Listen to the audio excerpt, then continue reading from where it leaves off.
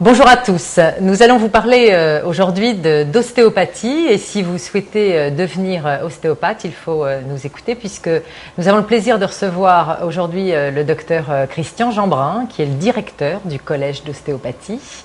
Bonjour. Et évidemment mon compère le docteur Marcel Ichoux pour nous parler donc aujourd'hui d'ostéopathie et surtout de formation initiale sur le fait de savoir comment devenir ostéopathe. Alors, on devient ostéopathe comment ? On va résumer un tout petit peu ce qui s'est passé ces dernières années parce que ça a été un long combat.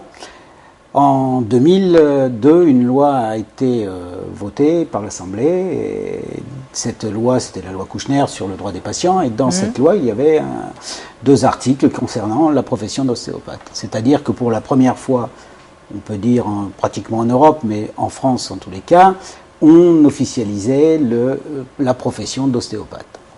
Bien entendu, il n'y avait pas de décret d'application, et puis il y a eu un changement politique qui fait que les décrets d'application de cette loi ne sont sortis qu'en janvier-février 2007. Donc ça a mis beaucoup de temps, beaucoup de discussions, vous imaginez. Mais je pense qu'il était temps qu'on ait une loi sur ce sujet-là pour essayer de mettre un petit peu d'ordre dans la maison ostéopathie en France. Et jusqu'ici, comment les ostéopathes étaient formés ? Deux types de formation, ou trois on va dire, trois filières. Les médecins d'une part, qui étaient donc docteurs en médecine, puis ceux-ci faisaient une formation sanctionnée par un diplôme interuniversitaire de médecine ostéopathique.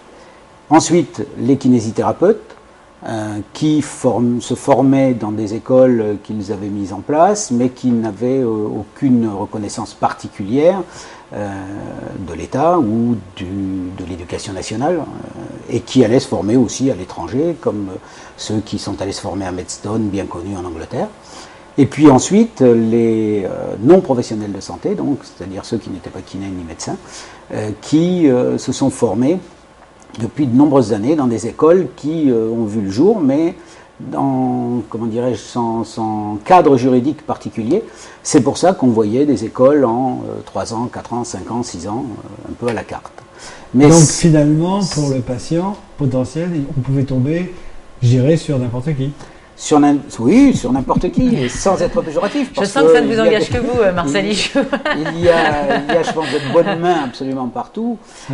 Mais c'est vrai que c'est difficile quand même. Ce sont des patients, vous l'avez dit. Moi, je voudrais juste faire une petite remarque, c'est que on peut être un mauvais manuel, mais un bon médecin.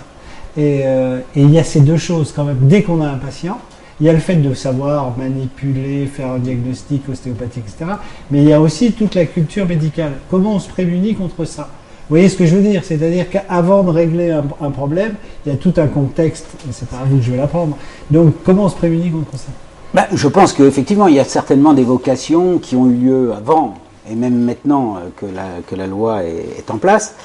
Ces vocations naissent, mais elles sont parfois, on va dire, malvenues peut-être parce que justement il va manquer les mains. Mais ça, je pense que l'individu qui se lance dans ce type d'études va s'en rendre compte relativement rapidement, surtout si dans ces collèges, dans ces écoles, est fait une place très rapidement, je vais dire, au contact manuel avec les patients.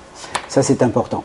Donc, effectivement, il peut y avoir des erreurs d'aiguillage, mais il y a des erreurs d'aiguillage partout. Je veux dire que... Non, mais je dirais que le danger, il est plus à l'inverse. Je comprends, pour repréciser ce qu'on est en train de dire, on peut être un très bon médecin, une grosse culture, capable de faire d'excellents diagnostics, mais ne pas avoir ce talent.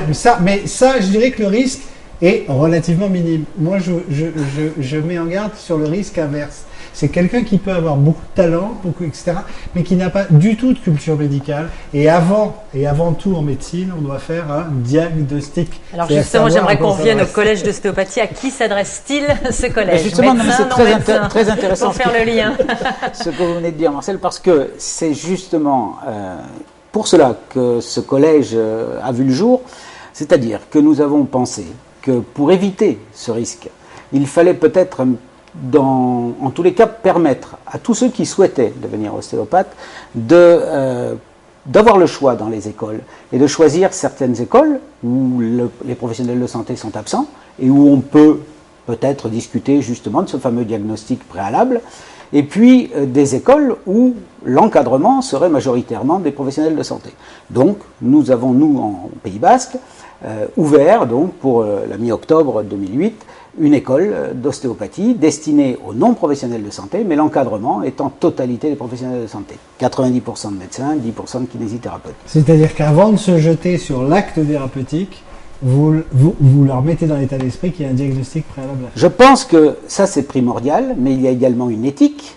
Jusqu'à maintenant, bon, pas de loi, pas de réglementation, effectivement, tout le monde pouvait aller un petit peu n'importe où et tout le monde pouvait s'instituer ostéopathe. Des garde-fous avaient déjà été mis par les professionnels sur le terrain, mais c'était pas parfaitement réglé. Et effectivement, je pense que le patient, l'individu même sain qui souhaitait bénéficier d'un ostéopathe, avait du mal à s'y retrouver. Cette loi, au moins, a le mérite de mettre, difficile de dire comme ça, mais sur le marché, en tous les cas, des gens qui seront diplômés et qui correspondront à des canons bien déclinés dans les décrets de loi. C'est-à-dire que vous avez un agrément, vous, au niveau du collège. Forcément, personne ne peut maintenant ouvrir une école d'ostéopathie. Voilà, depuis cette loi, c'est fini. Depuis on est bien d'accord. début de l'année 2007, c'est fini. Donc là, votre formation est validante. Validante en 3 ans. On a fait, comme c'est une création, on a pu l'adapter parfaitement au texte de loi. C'est-à-dire dans les décrets, pour les décrets. Comme ça, pas de problème, pas de souci. Nous n'avions pas d'antériorité dans cet enseignement-là, destiné aux non-professionnels de santé. Nous avons voulu rester très proche du législateur.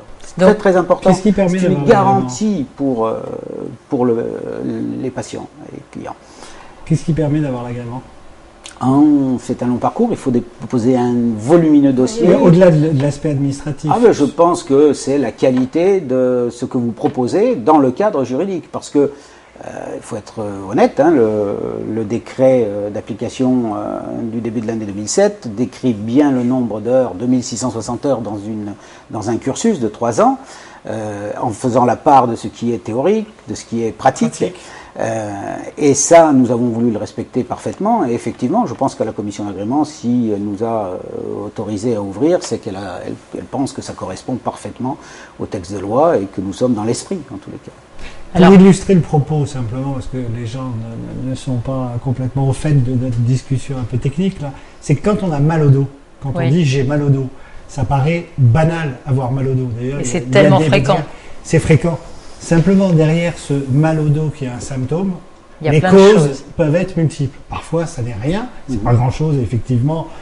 On peut, avant même, donner un traitement appliqué, qui soit ostéopathique ou autre d'ailleurs, pour soulager le symptôme, mais parfois, la cause est une cause grave, importante, qu'il faut dépister. Donc, il y a une étape diagnostique et c'est de ça dont on se prémunit en passant par des gens qui ont été formés à avoir cette démarche, c'est-à-dire, et d'ailleurs, c'est une démarche médicale que les médecins doivent avoir. Avant de donner un traitement, quel qu'il soit, il faut avoir fait un diagnostic. C'est fondamental dans la démarche médicale. Alors, ça rejoint les 90% de médecins qui forment les élèves. Nous ne prétendons pas former des médecins. Non. Bien d'accord. Mais au moins avoir la démarche. Nos ostéopathes, en tous les cas ceux qui passeront par notre école, sauront justement, vraisemblablement, voir s'allumer les clignotants, les alarmes. Et éventuellement orienter pour faire cette démarche. C'est ça qui est important. Très très important. Il faut sécuriser ces patients qui, d'un seul coup, se voient proposer des prises en charge complète, globale, puisqu'on parle de globalité dans l'ostéopathie. Et je pense que quelque part, il faut sécuriser tout ce système. Et on a besoin de le sécuriser là plus qu'ailleurs. La délivrance du médicament, la délivrance de soins doit être sécurisée parce que sinon, c'est un marché. Et c'est un marché qui peut être ouvert à n'importe qui. Et malheureusement, il y a souvent des gens de bonne volonté et sérieux, mais il y a, comme dans toute profession ou dans toute catégorie d'activité, des margoulins. Et là, c'est dangereux parce que ça peut... Alors, précisons aussi que sur l'encadrement professionnel de santé du Collège du Pays Basque, bien entendu, l'immense majorité de ces enseignants sont des gens qui pratiquent l'ostéopathie depuis des années. Bien sûr. D'accord. Une expérience, une expertise. Voilà, je fais partie de groupes de formation de médecins depuis plus de 20 ans où nous formons des médecins aux techniques ostéopathiques. Je rappelle quand même un tout petit point de détail, d'histoire, quand même énorme, c'est que l'ostéopathie est née en Californie en 1880. Monsieur Steele a mis en place le départ de l'ostéopathie, c'était un médecin. Puis, ces techniques sont parties un petit peu partout, dans la nature et dans tous les États-Unis. Et dans les années 60, les ostéopathes sont devenus à nouveau des médecins aux États-Unis. Et quand aux États-Unis, quelqu'un se dit ostéopathe DIO, c'est forcément un médecin. Ce qui n'est pas le cas chez nous, ou en Europe, où vous voyez des gens mettre sur des plaques DIO, mais qui ne sont pas des médecins. D'accord. Alors là, moi j'aimerais qu'on revienne plus concrètement, pardon, mais c'est bien, on a bien donné le cadre, pour les téléspectateurs.